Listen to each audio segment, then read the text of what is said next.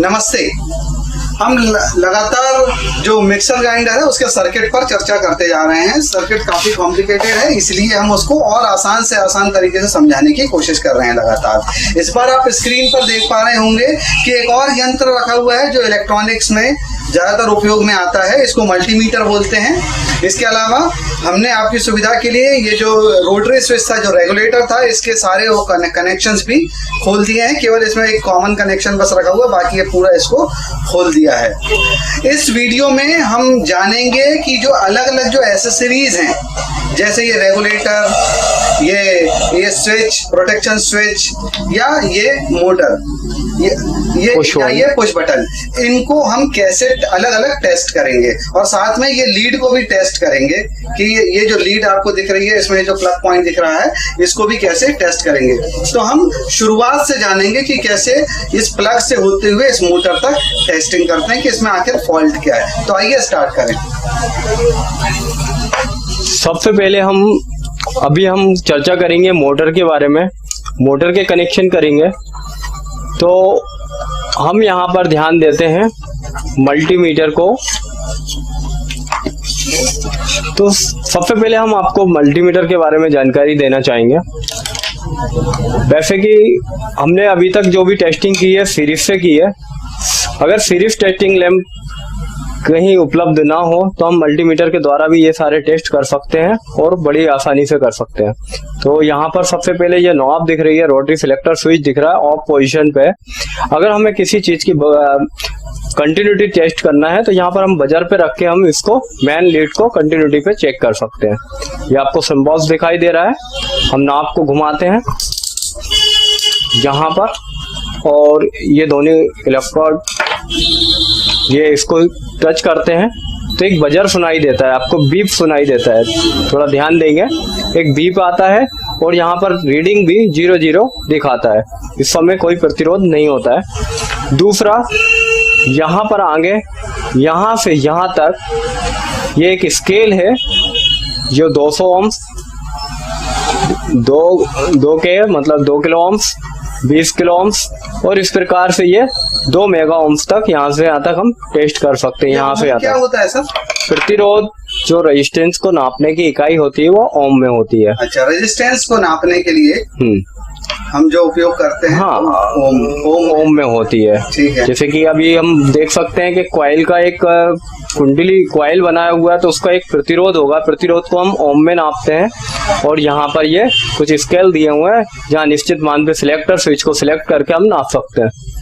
अब यहाँ पर ये बोल्ट दिए हैं, डीसी बोल्ट के लिए यहाँ पर सिलेक्ट कर सकते हैं। 2 वोल्ट रेंज दिए, 20 दिए, और यहाँ पर 200। इस प्रकार से यहाँ पर जरूरत के हिसाब से हम इसको सिलेक्ट कर सकते हैं। यहाँ पर तरफ क्या वोल्टेज नापने? हाँ, ये यहाँ से सिंबल दिया है। यहाँ से ये कौन सा वोल्टेज है सर? यहाँ पर डीसी का सिंबल दिया है, तो यहाँ से 2 वोल्ट से लेके आप 600 वोल्ट तक यहाँ पर डीसी के लिए दिया हुआ है। अब यहाँ पर ये जो वोल्ट दिया है ये एसी के लिए दिया है। एसी में ये यहाँ पर दिया हुआ है कि 200 वोल्ट से लेके 600 वोल्ट के हम सिलेक्ट कर सकते हैं। यहाँ पर सिलेक्टर स्विच को यहाँ लगा सकते हैं। यहाँ पर आप देख सकते हैं एम्पियर का सिंबल्स है, और ये डीसी के लिए है, तो यहाँ पर हम डीसी को सिलेक्ट कर सकते हैं। तो अभी हम सामान्य सर जो इलेक्ट्रीशियंस होते हैं वो कौन से इसका ज्यादा उपयोग करते हैं? इलेक्ट्रीशियन के लिए अधिकतर बजर हो गया, ये कंटिन्यूटी, हाँ, कंटिन्यूटी टेस्ट बजर के साथ, और वोल्ट। और जैसे कि आपको एसी वोल्ट, हाँ, जैसे कि आपको जानकारी होगा कि एसी वोल्ट जो है घर के अंदर जो आते हैं करीबन 220 से लेके 250 के बीच में तक होते हैं। तो यहाँ पर 600 पे हम सिलेक्ट करते हैं अधिकतर रेंज को। हम इसको चेक करके भी बता सकते हैं, जैसे कि यहाँ पर हमने 600 पे सिलेक्ट किया, और ये दोनों यहाँ देख लीजिए आप, बिल्कुल सीधा ये दिख रहा है। हम इसको डायरेक्ट पैरेलल में इसको लगा सकते हैं। दिख रहा है आपको ये अभी 223 वोल्ट एसी के उपलब्ध है यहाँ पर। अच्छा, ये दोस्तों हमने जब ये नॉब को 600 पे लगाया एसी वोल्टेज पे, तो ये 222 223 वोल्टेज के आसपास बताया कि एक नॉर्मल वोल्टेज अभी आ रहा है। इसमें सावधानी विशेष तौर पे ये रखना है, सिलेक्टर स्विच को सही स्थान पे लगाएं, अन्यथा ये खराब हो सकता है, क्योंकि हम रेंज कम रखेंगे, ज्यादा तो हो सकती है, कम नहीं रखना है। जब हमें लग रहा है कि 200 से काफी नीचे वोल्टेज है तो हम 200 पे रख के उसको सही नाप सकते हैं। तो दोस्तों हमारे घरों में 230 वोल्ट के आसपास लगभग एसी सप्लाई होती है, जो कि हमारे घरों के सॉकेट में मिलती है। ये सर, ये डीसी सप्लाई कहाँ पे मिलती है? डीसी सप्लाई अधिकतर देख सकते हैं हम बैटरी के अंदर मौजूद होती है, बाकी फिर हम इसको एसी के द्वारा डीसी में कन्वर्ट करके भी बना सकते हैं। तो बैटरी या सेल, इसको हम टेस्ट कर सकते हैं। इसमें सर एक ये येलो कलर का बटन दिख रहा है, ये क्या चीज है? ये बैक लाइट लिखा हुआ है। जैसे कि ये लाइट के लिए होता है कि अंधेरे में अगर नहीं दिखता है तो उसके हम एक बैक लाइट मिल जाता है उसमें। अच्छा। और इससे होल्ड कर लेते हैं, रीडिंग को लेने के बाद यहाँ पर होल्ड करके उसको रखा जा सकता है। तो दोस्तों हम ज्यादा मल्टीमीटर पर चर्चा नहीं करेंगे, क्योंकि मल्टीमीटर इलेक्ट्रीशियंस के लिए बहुत लिमिटेड यूज के लिए होता है। ज्यादातर जो होता है वो आपका इलेक्ट्रॉनिक्स में ज्यादा यूज होता है। अभी हम सीधे जाते हैं कि इससे कंटिन्यूटी टेस्ट हम कैसे करते हैं। तो कंटिन्यूटी टेस्ट सर ने बताया कि ये नॉब को, ये जो यहाँ पे एक सिंबल बजर पे रखते हैं, उसको सिंबल बना हुआ है, वहाँ पर इसको यहाँ पर हम स्टैंड पे रख लेते हैं। सबसे पहले हम, जैसे कि ये दिखाई दे रहा है, ये मेन कार्ड को हम रख लेते हैं। जैसे कि आपको ये सिरा आ रहा है इसका यहाँ पर। अभी हम इसके टर्मिनलों को चेक करेंगे, एक यहाँ पर रखते हैं और एक यहाँ पर। एक बजर सुनाई दे रहा है आपको, बजर, ये देखिए आप, बजर एक बीप की आवाज आ रही है। ये इस प्रकार से बीप देता है और रीडिंग भी देता है। और यहाँ पर नहीं देगा, कहीं पे नहीं देगा, इसका मतलब ये फेस जो है, फेस तार कंटिन्यूटी इसकी सही है। अगला देखेंगे, यहाँ पर ये भी बजर दे रहा है और यहाँ पर किसी के साथ नहीं देना चाहिए, इसका मतलब है सही है। अगर ये यहाँ पे क्यों लगाएं? क्योंकि ये लीड से जो वायर निकला हुआ है, एक वायर ये और एक वायर ये, अलग अलग, मतलब कि ये लीड सही है। लीड सही है, हमने ये टेस्ट कर लिया। अब इसके बाद हम ये प्रोडक्शन स्विच को भी चेक कर सकते हैं। ये देखिए, ये भी कंटिन्यूटी बता रहा है। अगर ये ऑफ पोजीशन में होगा या खराब होगा तो नहीं बताएगा। दोस्तों अभी आप ध्यान से सुने, बीप आती है, एक बजर की आवाज आती है कि अभी इसमें बजर की आवाज नहीं आ रही होगी क्योंकि इसको ऑफ किया है। एक सेकंड, इसको हम सामने से दिखाते हैं इस तरीके से।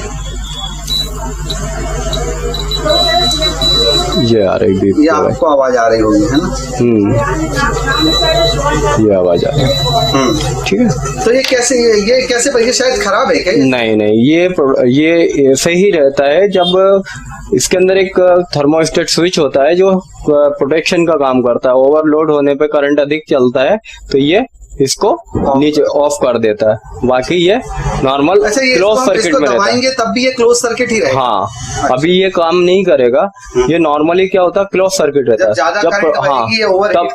तब ये ओपन सर्किट करता है, खुल जाता है, तब ऑफ स्थिति में आता है, फिर हम इसको ऑन करते हैं। दोस्तों ये कंटिन्यूटी बता रहा है, यानी इसमें बीप की आवाज आ रही है, तो इसका मतलब है हमारा ये सही है, मेन लीड सही है। अब हम चलते हैं हमारे रोटरी स्विच के। रोटरी स्विच को भी हम अगर देख सकते हैं, ये इसका मुख्य पोल है। और अब हम इस नाब को, यहाँ पर आप पहले इसको देख सकते हैं। चलिए इनको भी निकाल लेते हैं, अगर चाहें तो वायर, पूरे वायर को डिस्कनेक्ट कर देते हैं ताकि कि आसानी से समझा जा सके। पकड़ना थोड़ा मदद कीजिए। एक मिनट में देखा।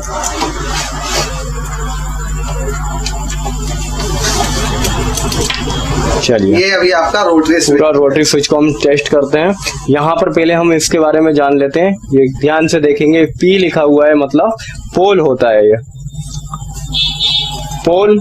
ये पोल जो सप्लाई हम यहाँ पर देते हैं, वो सिलेक्टर स्विच को जब सिलेक्ट करते हैं तो एक बार 1 नंबर, 2 नंबर, 3 नंबर पे, ये इस प्रकार से चारों पे देता है।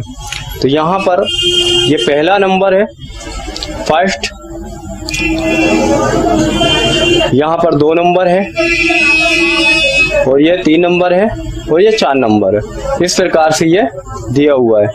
तो अब हम देखेंगे इस नाव को घुमाते हैं और इन पे हम कंटिन्यूटी चेक करते हैं।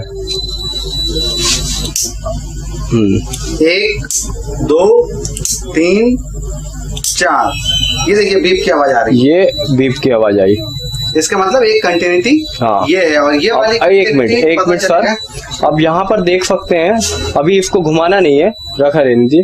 अभी हम इस पे बता रहा है बीप की आवाज आ रहा है, तब तो हम इसको पोल पे स्थिर रखेंगे एक को और दूसरे को हम सब पे लगा के देखेंगे। ये कहीं नहीं बताना चाहिए, इसका मतलब है इंटरनल कोई शॉर्टिंग नहीं है। ठीक, तो ये अभी अपना जो पोल 1 नंबर के साथ सिलेक्ट किया है, तो इसका मतलब ये सही काम कर रहा है। कोई भी एक स्पीड है? हाँ। अच्छा, अब ये दूसरे पे करेंगे। क्या स्पीड लिखी होती है सर? हाँ, 1 लिखा हुआ है इस पे। का मतलब यानी ये फर्स्ट लो स्पीड हो गया है ना, फर्स्ट स्पीड। ठीक है, अभी इसके बाद आगे बढ़ाएंगे।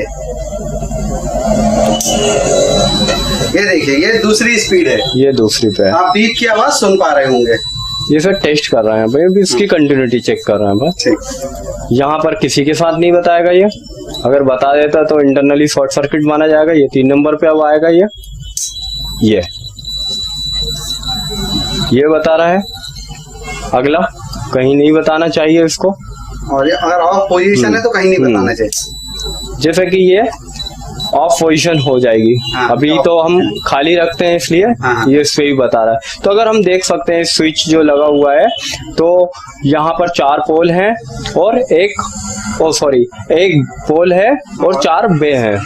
तो ये हमने टेस्ट कर लिया इसको पूरा। तो अच्छा, ये पूरा जैसे सही कि है। आपने बताया है कि एक की जगह अगर 2 जगह बीप बता रहा है तो इसका मतलब ये खराब है, अंदर से शॉर्ट सर्किट इसको रिप्लेस कर सकते हैं। पूरा बदलना है इसको। ठीक है, तो दोस्तों इसमें आपने देखा कि किस तरीके से हमने ये प्लग को देखा, प्लग को चेक किया, इस लीड को चेक किया, ये स्विच को चेक किया और ये रेगुलेटर को किया। अब हम पुश बटन और देख लेते हैं। इसके 2 टर्मिनल हैं, इस पे हम लगाते हैं और यहाँ से ये पुश करते हैं। सर आप पुश कीजिए ताकि रीडिंग दिखाई दे। ये तो ये इसका मतलब है हमारा पुश बटन भी ठीक तरीके से काम कर रहा है। ठीक, तो अभी हमने ये मैन लीड और रोटरी स्विच, इसका फंक्शन के बारे में भी समझा, इसकी टेस्टिंग, प्रोडक्शन स्विच और ये सब के बारे में बताया।